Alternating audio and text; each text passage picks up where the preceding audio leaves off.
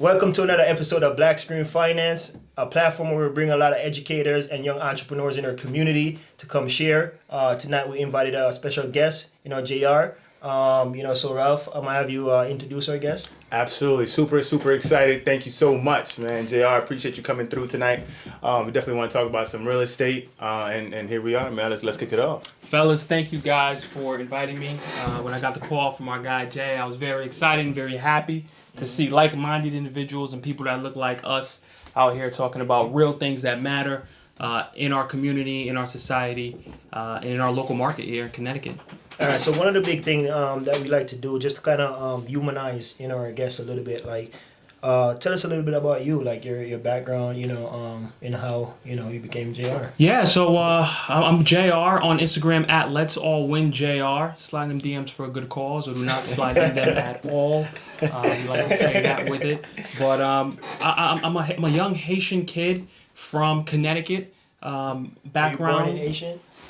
No, I was born in Bridgeport. I was born at St. Vincent's Hospital in Bridgeport, Connecticut. But my parents migrated here in the late 80s. Okay. Like I'm sure a lot of our parents in our audience have. And they instilled a good work ethic in me. Yeah. And they instilled the first kind of real estate bug kind of in me. Like I saw them take advantage of the same thing that I do now. And that helped them gain traction to help raise me. So as I grew up and elevated and grew my real estate journey, looking back, you realize these small little lessons that you learn help get you to where you are today. So, raised here in Connecticut. I'm a local real estate broker here in Fairfield, New Haven County. And I'm all about real estate, all things real estate, man. So, quick question for you: how I know you say you were influenced by your parents and stuff like that, but like, how did it all started? What was it like before you got into real estate? So before I got into real estate, my first real job, like making some decent money, was in sales. So I used to be the kid in the mall that I used to sell cell phones to, right? So like I remember the guys be like, "Hey, you want a phone? You want a phone? You want a phone?" So that was me, and that's what made my bones, and that's how I made my bones, and that's how I practiced sales and got a taste kind of for sales, and that helped me, kind of pivot into different corporate jobs and different companies selling cell phones, which was probably the luckiest and best thing that could have happened for me at such a young age, because back in those days, talking almost 15 years ago, you could make some really good money. Yeah, absolutely. In commission selling phones. They were giving away money. You're talking especially 06, 07 when the iPhone first came out. You're getting great commission checks, and people are just coming. No more saying, "Do you want a phone? Do you want a phone? Do you want a phone?" When people were just coming, and I was able to leverage that job into my business and into my new career. So I never forget that, and I definitely pay respect to that and growing up like that to help me, get into business. So then, speaking of that, what made you go from the cell phone world right into real estate? Yo, man, working with customers, you get to meet a lot of people, right? And especially the hours that we work. You're working in a cell phone store 9 to 5. The people you're running into in those hours are majority business owners. It's two different types of people. It's business owners or people that aren't doing anything. Yep. Personally, I don't try to pull any information out of people that aren't doing anything. But I was able to pull a lot of information out of a lot of business owners. And I quickly learned that, okay, hey, look, I got to figure this thing out. I got to get in business. How long were you in the cell phone business? Man, I was in the cell phone business from 2007 to 2017, 16, 17, Wow, 16. 10 years. So 10 years, so like 9, 10 years. Yep. 9, 10 solid years, multiple different companies. The last company I worked for was Sprint. But while working there and making good money, not necessarily knowing where my path was gonna be, I started reading more. I was like 24, 25. I read a book called Think and Grow Rich by Napoleon Hill. And and that book, I credit that book for kind of changing my life and giving a paradigm shift. And I just started studying successful people, studying a lot of millionaires, and one thing they all had in common, man, they all had real estate, and they're 90% of millionaires at the time. They're saying build their wealth and was able to gain traction through real estate. And so that's what kind of got me really seriously considering it. And I had a customer come in, a guy named Ed, and I credit him for motivating me to get my license, right? So back in 2010, the first time I ever went to real estate school, in order to get licensed in Connecticut, you have to do 60 hours of principles and practices. So 60 hours of training basically, and then pass 2 tests, a state test and a national test. So I did my 60 hours back in 2010. Then like most things, you put it on the back burner. And in 2016, 2015, Ed was one of my customers. And he would always come back to the store and tell me, man, you have such great sales skills. You need to get into real estate. You need to get into real estate. I tell him the story how I already did my 60 hours, this, that, and the third. I just never sat for the test. He's like, listen, I'm not gonna keep bothering you until you get your license. Yeah. And so anytime he would stop by the store, he'd give me shit.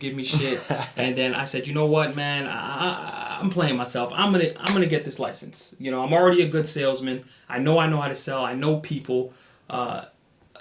You cannot trade your time for dollars. Yeah. Yep. You'll never gain traction. You'll never win trading your time for dollars. And I already know that I can sell. When you're looking at the revenue on your commission, you're seeing how much revenue you made the company in this quarter. You're looking like, wow, okay, I made the company $500,000 this quarter, and I'm making less than 1% of that. The problem is not that I'm selling the wrong thing. I need to sell something that gives me a bigger transaction, a bigger commission, and that's what got me involved in real estate. That's what kind of got my fire going and lit my fire. So I definitely thank Ed for that, Albanian Ed for that, Shout out. Pushing me and getting me to get my license. And that's kind of where my journey as a real estate salesman began. A real estate broker began. Prior to that, I did my first transaction. Quick question. Are you a real estate agent or? No, I was an agent. Now I'm a licensed real estate broker here in the state of Connecticut. What's the difference? The difference between an agent and a broker, the best example I could use is almost like a nurse and a doctor. So a nurse works underneath a doctor. Whenever there's a real estate transaction done, it's not your realtor who sells a house for you to another realtor. It's actually 2 brokerage firms that come together, like brokerage firms you might be aware of, Remax or Keller Williams, or I'm with a brokerage firm called EXP. So it's EXP that does the deal with Keller Williams or the opposite side of the transaction. When you're a broker, you actually, you run the firm. You're eligible and able to broker deals on behalf of people. So a real estate agent necessarily doesn't broker the deal themselves. They take the deal to the broker, and the broker brokers the deal with the other brokerage firm. So being a broker, I'm able to broker deals without a third party and have other realtors and other agents work underneath me under my license and practice. And one thing that I want to do, especially for our audience, right? We like to take it, like break it down, right? A lot of people that that we cater to for our audience, they're looking at how do I make that transition, right? We understand that you were in the cell phone game for a minute, and then you made that transition. Were you nervous, and how did that transition look? Were you scared about giving up that money? To pursue something that's not guaranteed? Walk us through that process. Oh yeah, those fears are always there. And if I could leave you guys with, overcome that fear. Yeah, by strategically figuring out how to take care of it, right? So that fear really comes down to something I call like survival and survival mode, and we all have that survival mode, right? Yeah. And we're all a lot of us are stuck in survival mode, financial survival mode, meaning you're working so you can pay your bills, and the biggest bill that everybody has is where are you going to be living?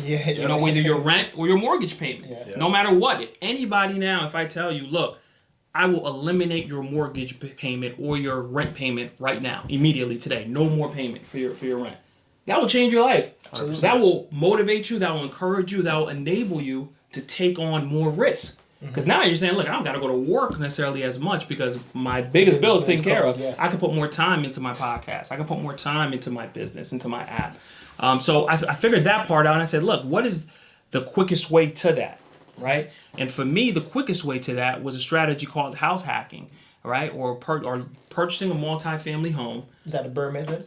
Oh well, no, BRRRR. That's part of the BRRRR method, but the method is more house hacking. BRRRR method is when we'll get into that. Okay, all right.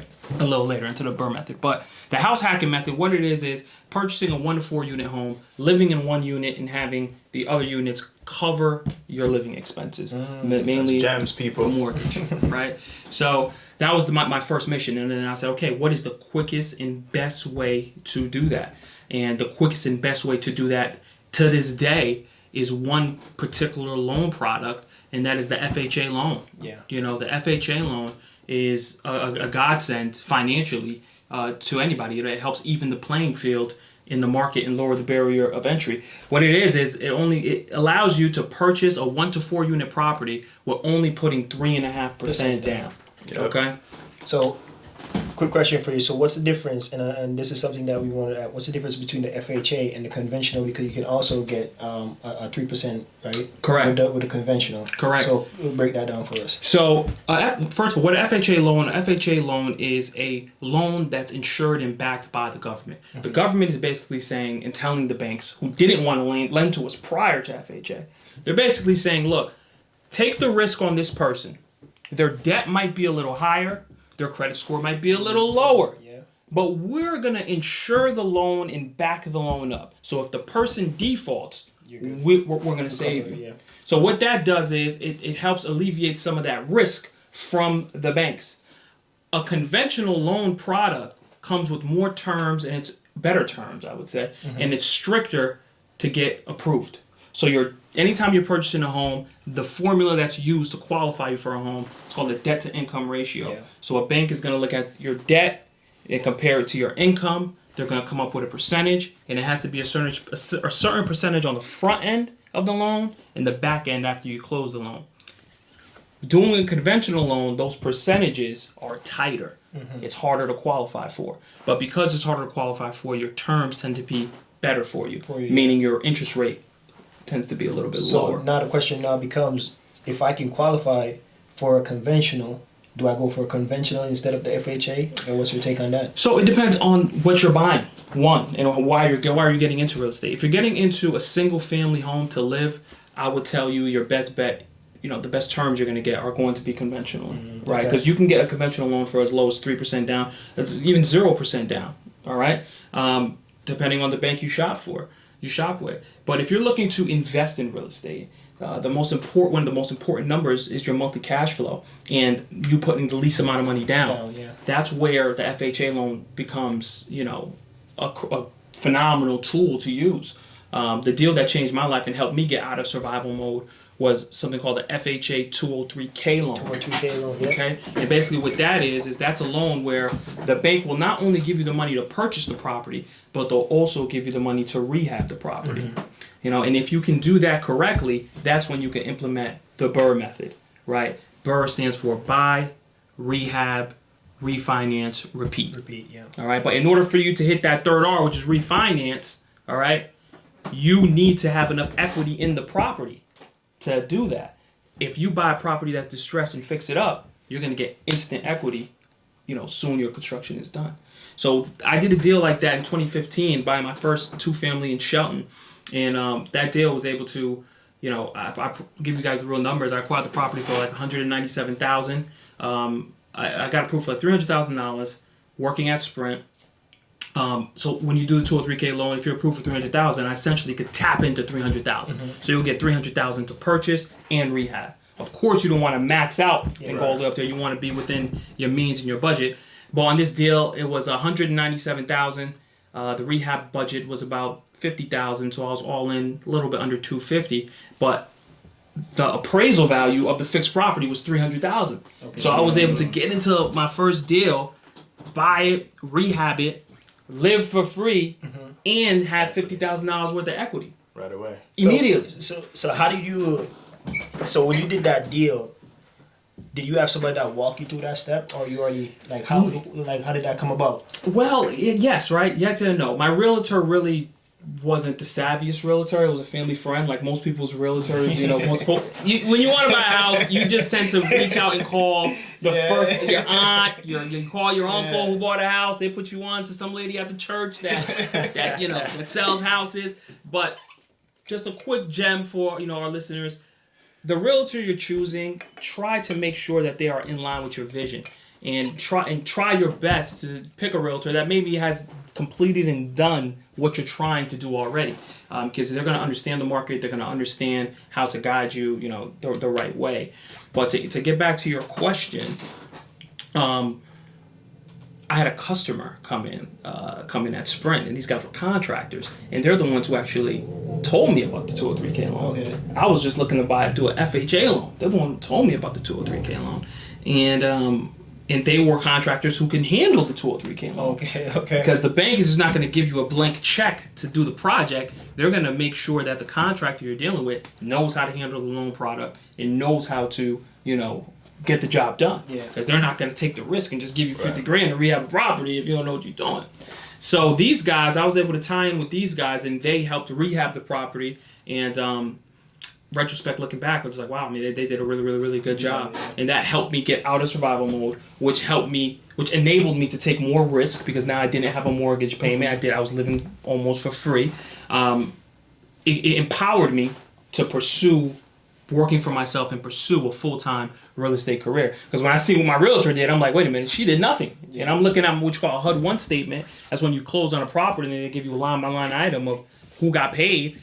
I'm looking at it, I'm like, wow, this lady made like $5-6 grand, and she ain't even really, I found a house, I found a house, I found the contractor, Yeah, you did all the work. I did a lot of the labor, I'll give her credit for, one thing I will give her credit for is, pointing me in the right direction location-wise. Yeah. Because coming from the hood and coming from Bridgeport, my mindset was, I'm buying in the hood, like, I'm comfortable in the hood, which you shouldn't discount, but she was able to teach me a little bit more about purchasing in good tax areas, right? In tax zones. Talk about that. That's the mill rate, right? The mill rate. Talk about that. So every town has what you call a mill rate. If you don't mind, can you break down things that our listeners, especially because we're gonna get into the investment piece, right? Mm-hmm. Can you tap into, like, for people that are just looking to buy homes, right? Because that's part of what you do. Yep.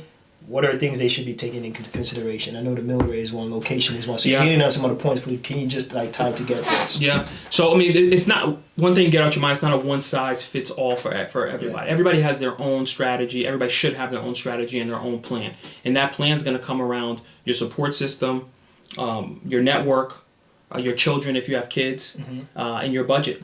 Right. So you always want to try if you're getting into multifamily investing, what's important is your monthly cash flow. Part of your mortgage consists of 5 things: your principal, your interest, your monthly insurance for your home, your homeowner's insurance, your taxes, and your some cases your private mortgage insurance. PMI, Okay, your PMI.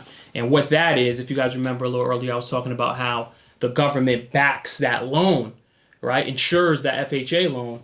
Well, guess what? Like all insurance, you have to pay a premium every month, right? You would think the government would help you pay that. No. The homeowner, that's on you. You pay your own insurance to protect your loan, okay? But those are those 5 things that they're made of. Certain things you can't change. You can't change your principal, really. You can't change your interest. But you can shop around for homeowners insurance, and you can dictate if you're going to be buying in a low mill rate area. So the mill rate, what that is, everybody's experience with the mill rate is probably when you pay car taxes locally here. You probably wonder, how do they determine how am I going to pay my car taxes? Every town and every city has what's called a mill rate, and they use that mill rate to determine, how much your taxes are going to be. You want to break that down a little bit so they can understand? Because I remember when I was buying my first home, right? Like say Shelton, for instance, has 22 mill rate. Love it. Naugatuck had like 46. Oh, yeah. You know what I mean? So it's higher, but can you kind of tie it in so they understand, the significance of that? Yeah, okay, I'll give you a numbers breakdown, right? So the same house that I have in Sean with a very low mill rate, the taxes I pay on that are $3,400 a year. And that goes into my mortgage payment. So part of my monthly mortgage payment, if you take $3,400 divided by 12, it's a little bit under $300 about a month, okay? That same property, if it was in Bridgeport, right? That's the pain that I'm that suffering same right property, now, if it was in Bridgeport, my tax bill would probably be somewhere around $8,000. Yep. So you see the difference. That's $5,000 a year. So that's an extra about $400 almost. Yeah. A month. Every month coming into my pocket. The same property. For the same property. So that $400 is $400 that can go into, your Roth IRA. $400 that can go into, your index funds. That can go into your retirement. That can go into a car payment that you might need, Yeah. So that is kind of the best way I could, describe the mill rate and the benefit of shopping in an area with a low mill rate.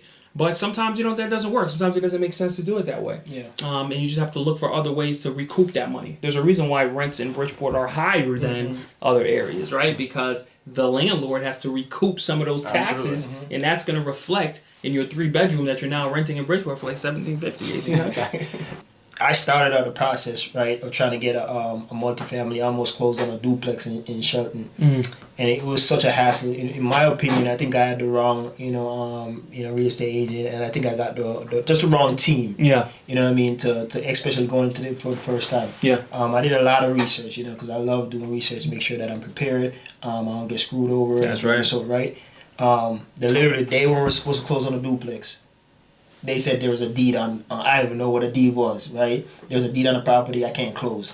They gotta go talk to the bank or whatever the case be. So me and my wife. That's a massive failure. Yeah, me and my wife was like, you know what, this is just too much. We invested so much money. We were going back and forth with the guy to get our money back, right? Because we did the inspection, we did the whole 9 yards. We were ready to close. Yeah, he had a lien on the property. He had a lien on the deed. He had a lien on the deed of the property. So, we ended up. What a lien is. If you could break that down, yeah. What a lien is, it's basically you owe somebody money. It's a debt that you owe, and what happens is your house is put up for collateral. So let's say you don't pay your tax bill. The IRS can put a lien on your home, and what that means is you can't sell that home or tap into the equity of that home unless that lien or that bill is taken care of. They basically get first position on if that house gets sold, they need their money, or they won't let you, sell the house until they get their money. So I'm sorry, you get No. Yeah, thank you for that, for breaking that down, because like when I was in that process, I had no clue. You know what I mean? Yeah. So we're kind of dumbfounded about that. Your attorney dropped the ball on that. Your attorney should have checked that from the beginning on a title search. Yeah, so I felt like my team, wasn't good. So we ended up switching teams, but we decided, we're going to get a single family and just start life, build our family, as opposed to trying to go into this whole real estate thing.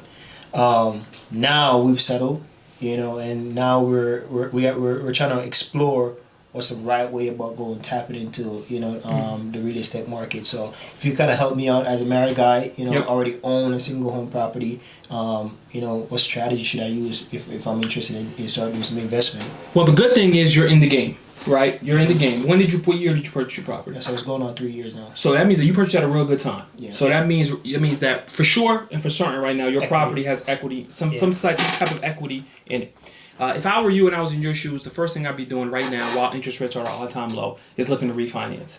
No matter ready. Okay, I would look to refinance. If you had equity in the property, I would look to do a cash out refinance and take out some of that cash and roll that into an investment property. Okay, right. And you might be saying, okay, So you're the guy to talk to, right? Oh yeah, definitely, man. Yeah, definitely. I mean, it's really about strategy. I mean, that's really half the battle. And every person and every couple has their own strategy, and you need to be able to work with a team and a person that can help you strategize and help you come up with the plan and what does that look like. So that single family you have, it's not like let's abandon ship. No, it's an asset. We can use that asset. That asset can still be rented out. Now that you've refied, I'm sure you shaved at least a point off your interest, so you're saving a whole bunch of money per month. 200 plus a month. Easily. Yeah, just by refinancing, you can be able to rent that property and just keep it in your portfolio and start building from there. But the best strategy to go into is getting into the multifamily. And real quick too, just for the people that maybe some people may not know, what is refinancing exactly? Like, what does that mean? All right, you make it easy. You're basically packaging and selling the loan to another bank for better terms. So the way banks get paid and the way, this whole financial system, a big part of this whole financial system is mortgage-backed securities. And so banks buy big mortgage. They buy a whole bunch of mortgages from different banks. So when you have a property that's on a 30-year term, that's pretty safe money. It's slow money, but it's safe money. Yeah. And people with more money than all of us like to invest in safe money. Because 3% of $1 billion or 3% of $10 billion is a lot of money. Even though it's slow, it's still guaranteed money. So that's value, right? So what you can do is when you have an asset like a home and you have some equity into it, you can go to a bank and say, hey, look, 3 years ago, I bought this property, on a 30-year term with these conditions. I'm willing to reset my loan today and restart my 30 years with you. But you got to give me better terms than what I have now. Before, yeah. And what do you do those better terms help you with? It helps you with, like you just said, saving you $250 a month. You know, if that was a multifamily home, or even if it's not, if it's now an investment property or turns into that, your cash flow has just gone up $250. And one thing with us as young men, young black men here, one thing that we have on our side is our age. So us getting into a 30-year term, so what if we refi after a year? You know, that's not doing nothing. By the time I'm done paying this thing off, I'm going to be in retirement age anyway. You know, and what's more important to me is the monthly cash flow. You know, not necessarily, you know, the amount of money that I owe on the property. It's how much money can this thing, how much revenue can it give me every month. So, and another question too, like what we did, me and my wife did, so we, you know, when we did a refi, right, so we gained, you know, $200 extra as, you know, like, you know, household income, technically how we look at it. But what we also did, because now our mortgage is low, we kept the same payment.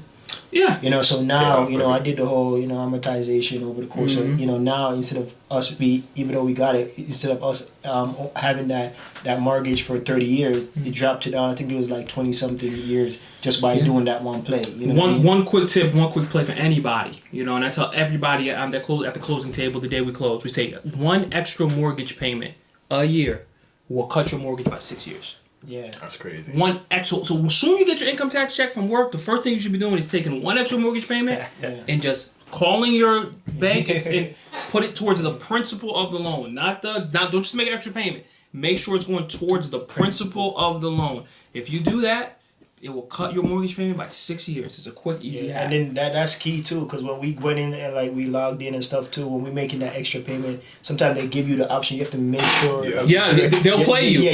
They will play you. Yeah, so we have to make sure, like, that's super important. You know what I mean? Yep, that is going towards the principal and not the interest. I knew a poor person a poor lady, a client. They put $10,000. They just called their mortgage company and said, "I want to pay $10,000." Lady on the phone just put $10,000 on the front of the loan. Yeah. Did not even touch the interest. Had to call back and re-record the call. A mess. So what you're saying is 100% yes. Make sure it's going towards the principal of the mortgage. Yeah, and that's key, because I made the same mistake though. It wasn't $10,000, but when I first had my house, I remember I put down, I think it was like $1,000 extra, and I didn't realize that I wasn't putting it towards the principal. I just put down $1,000. Yeah. You know what I mean? And then it's funny too, because when I looked at the statement that came in and they showed like what money was going towards the interest, or money was going towards the principal. Like $700 went to the interest. Crazy. You know? It's crazy. It's nuts. But to finish what you were saying with the situation with you and wifey, a strategy, right, that I always tell people to implement, married or unmarried, is never waste a loan. Right, you and your wifey are two different people, and the way you guys should be looking at it, or I always advise people to look at it, is it's a company. You know, you're the president, she's the vice president.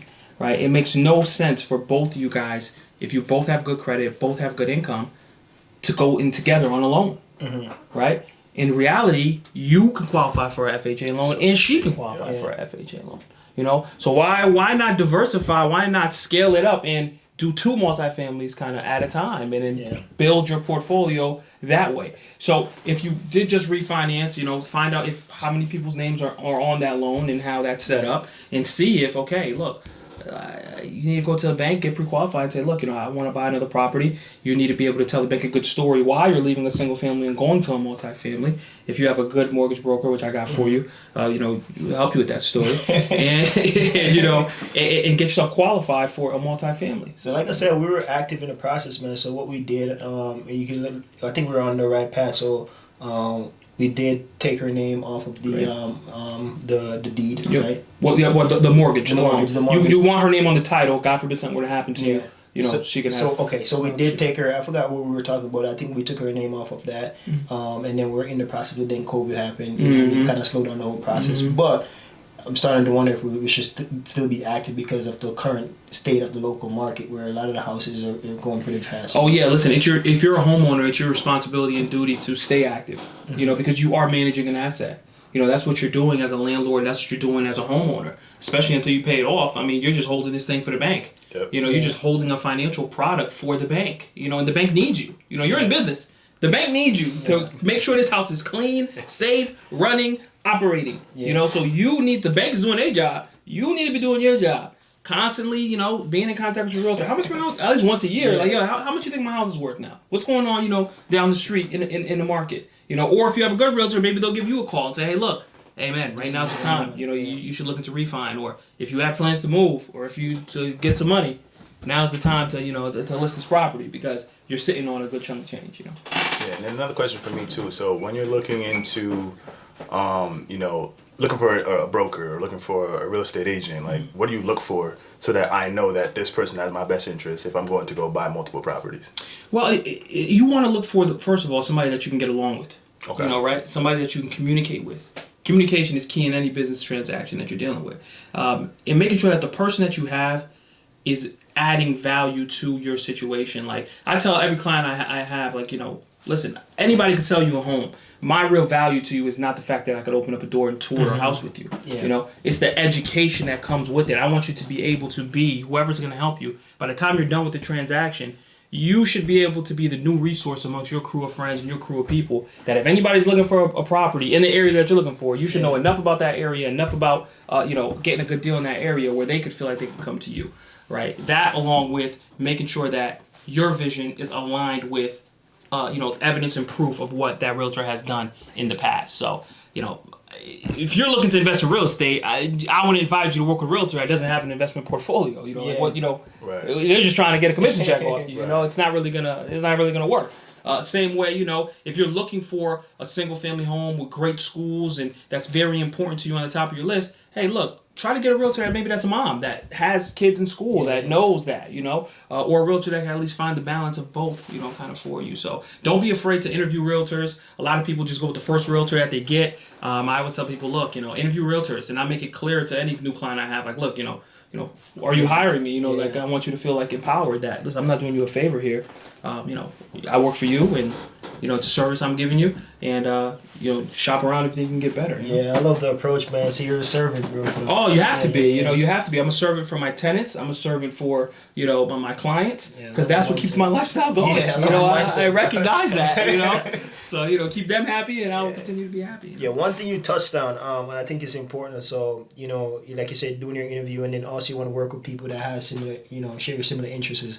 So you have properties, right? So just talk to the audience, especially for individuals who are interested in, say, they want to work with an agent or a broker, which you are a broker, that has a portfolio. So kind of explain and tell us a little bit about your portfolio. Yeah, so my portfolio is, I have 6 units, 3 two-families between Ansonia, Shelton, and Stratford, okay?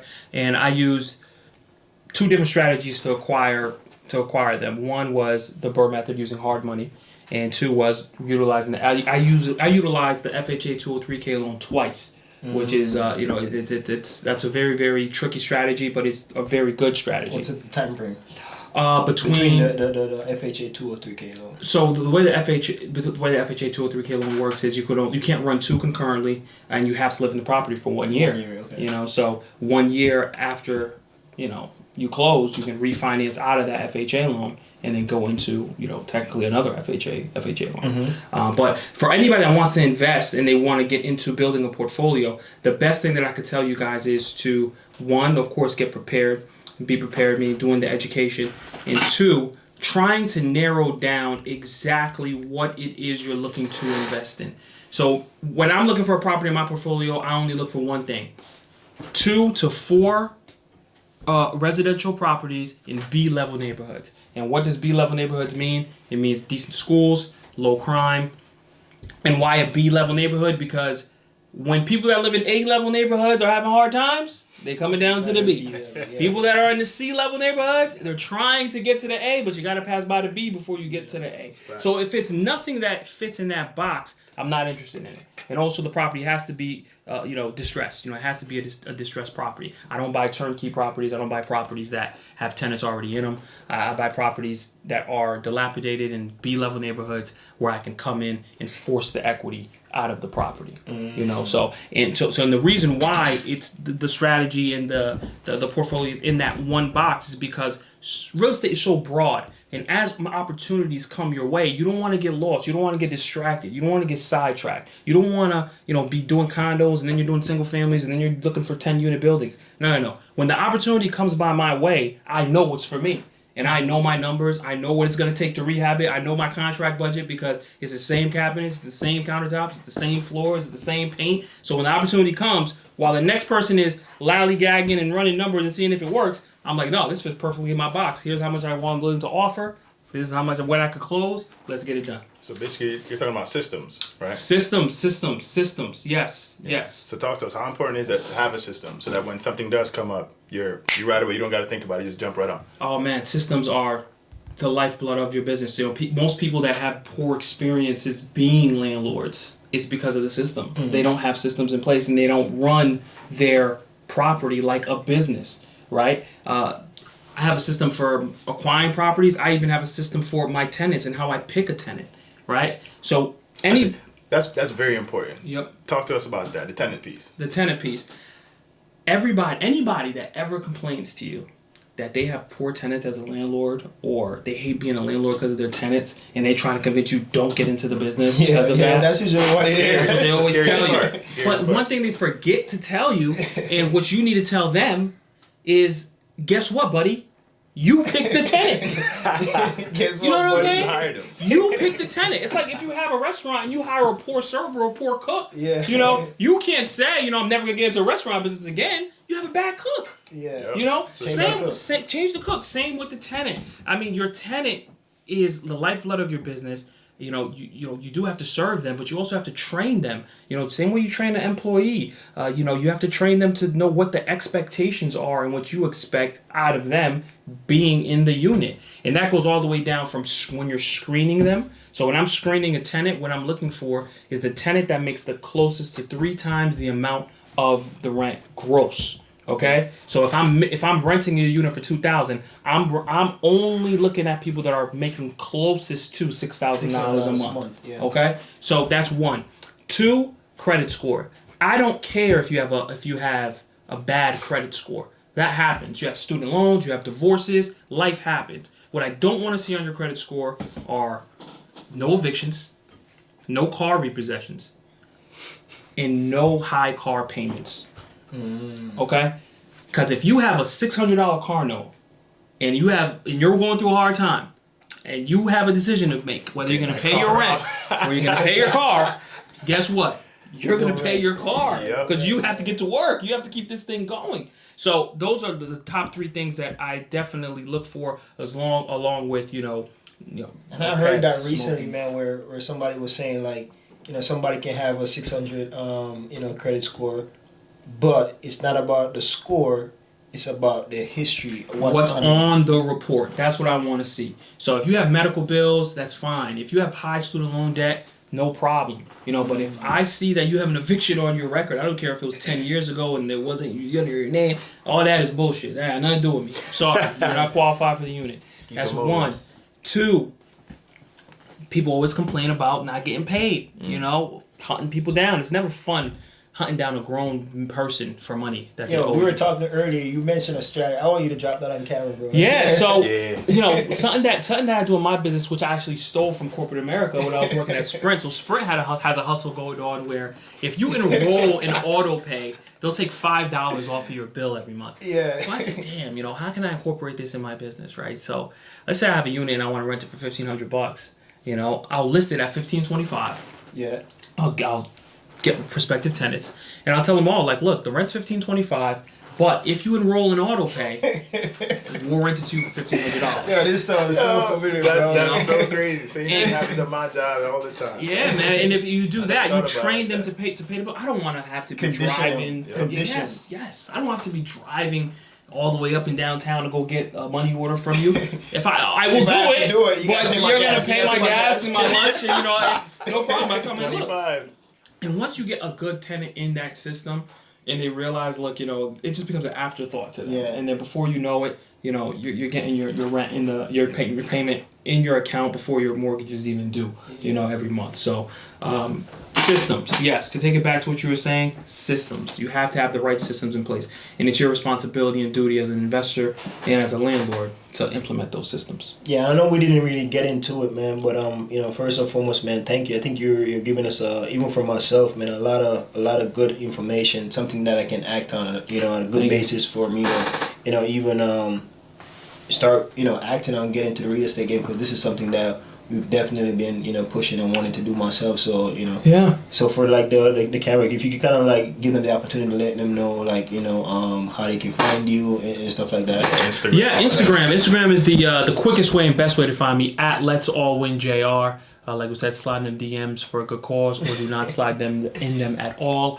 Or you can go on www.letsallwinct.com. You'll get instant access to the MLS. It'll also get you in contact with me, and I'll get to see what kind of homes that that you're looking into. And you could also check to see how much your home is currently worth.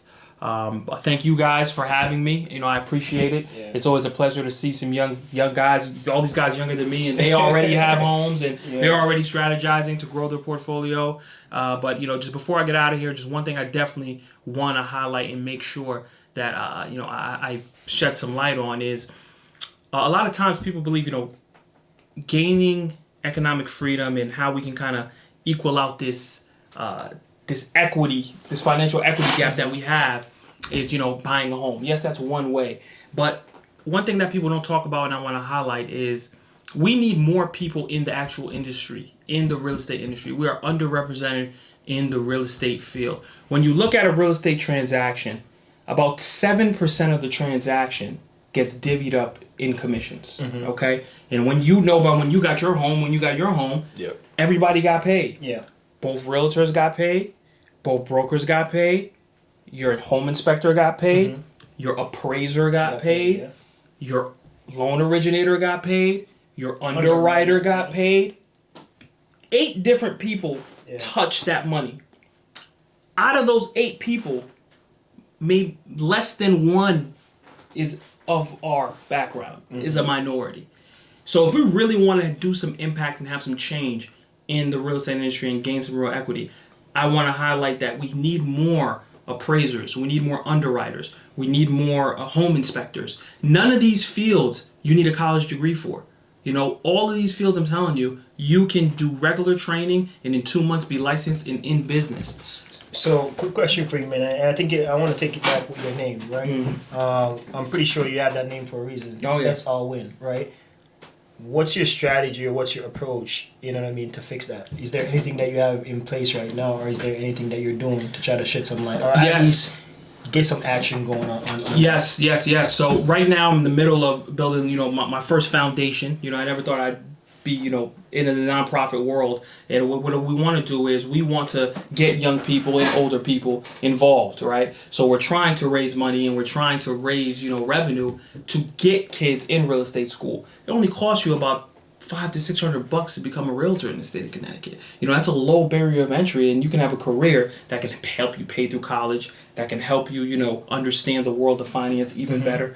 And that's for everything, even for an appraiser, even for an inspector, for an underwriter. So that's the next phase kind of my career and my life, and the way I see it going is building up this foundation and trying to get as many of our people in the real estate industry, because I think that's really the best way and the quickest way that we could affect, economic change, in our community. And like again, man, just in closing, the podcast name is Blacc Screen Finance for a reason. It's pretty much bona fide love advancing cultural change, right? So it's everything you just said. That's why we started our platform. That's why we have the bottle. Just create that symbol, for people to, literally start coming together, sharing information, and then just pooling resources so we can reach more people and us actually make a change for the next generation coming up, man. So, I really do appreciate you taking the time to come on here and literally just speaking to our audience, man. I love to. Oh man, anytime, man. You guys keep up the good work. And I know it's not easy podcasting. I love what you guys are doing. Before we got on camera, you gave me a little background on what you guys are working on. And listen, man, you guys have it figured out. You guys are going places, and I'm happy to just be a small part, of the journey. No, I appreciate that you guys are on. We definitely gotta have you back, keep up the great work. Yeah, anytime, man. Anytime my man Jay Cole, I'm there. Gotta pick up the phone. I'm there. One last thing we would like to do, man. So if you could give us a prediction, right? In 1 year from now, what your portfolio is gonna look like, and then also 5 years from now. So short term and a long term goal. My short term goal is, continuing to build out my portfolio, right? So right now, as we speak, I'm actively right now looking for for a property to do a flip on. Right now, the market right now is very volatile where we're at, and it's not easy to find a good deal. So short term, continue to do that and continue to create landlords and create help our people locally here get into the game. Get into the game. Long term for me is really doing a lot of more community work and really building into that foundation that I'm telling you about and starting, where we have to get involved. We have to get more people like us in the real estate industry. It's a low barrier of entry. It's easy to get in fresh out of high school, and I guarantee you any one of those careers can and will change your life. So I'll say this, man, I speak on behalf of my team, man. Each one teach one. So anything that you need from us, here at thank you. We'll be there. man, just know that that's what we're about. Thank you. Like I said, our mission is also getting into schools, bro, and trying to create, more financial, awareness. Yes. So teaching people how to budget, teaching people how to manage their money, teaching people how to set their kids for success, and then also helping younger kids to understand money. You know what I mean? So if you understand money, you can make more better life decisions. So we're on board, man. If you need anything from us, just let us know, and I'm trying to, 100%. I mean, you heard it here first. Money. I need money. We need money to get to the kids to go to school. So, that's what we need. Absolutely. All right. You want to wrap us up, man? Yeah, absolutely. And, as usual, like we like to say, make sure you like, subscribe, share with all your friends, smash that subscribe button. It means a lot to us. You took the time out to come out here today and drop some gems. So thank you again. I really appreciate you. Let's all win together. Definitely let's do this again, man. Oh, thank for you, sure. brother. I'm Thank in the you. building. Thank you, guys. Thank you.